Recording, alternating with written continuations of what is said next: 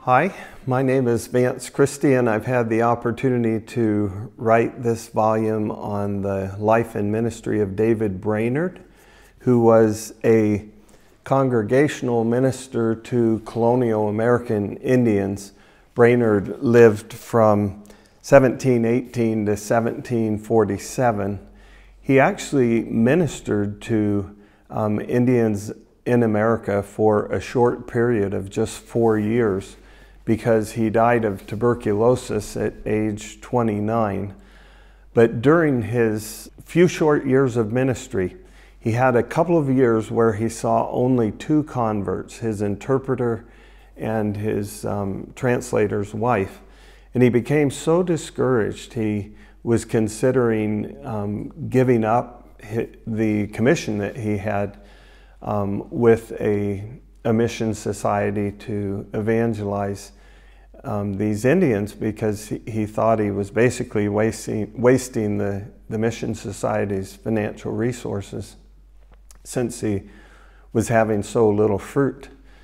But just at that time where he was seriously contemplating that, the Lord in His grace just opened the doors of heaven, and this incredible revival took place. Brainerd is also well known as in fact, he's probably best known as the writer of a diary and a journal. Brainerd's diary was a personal diary that tracked the workings of his heart and the progress or lack thereof that he was having in his spiritual life. His journal was intended for publication and sharing with the public. And his journal had to do with his ministry to the Indians, the society that was supporting him as a missionary. They published the journals of his ministry to the Indians and the dramatic work that the Lord was doing among them during that period of revival. But Brainerd's diary, he never imagined that it would be published until right at the end of his life, when Jonathan Edwards asked him if he could publish his diary after his death. And he somewhat reluctantly gave that permission once he had already departed and was with the Lord. But that diary is absolutely invaluable, because he was just brutally honest in it about both the struggles and the incredible joys that he personally had in his relationship with the Lord.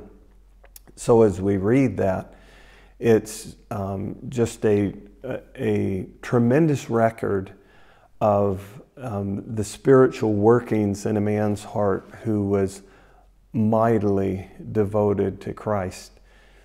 And I would say a primary benefit that we gain through Brainerd's diary and journals, which, by the way, were published by Edwards just a couple of years after Brainerd's death. But a primary benefit of reading those is they show us and they teach us something about the intensity that it's appropriate for a believer to have, first of all, in their devotion to Christ, and secondly, in their service to Christ. Whether he was talking about his prayer life or his meditation on Scripture, or the trials that he was enduring in his ministry among the Indians, or his joys and his marveling at the mighty work of God during that period of revival. Through it all is just this incredible intensity of both devotion and service. And I think we can be challenged and inspired by such an example.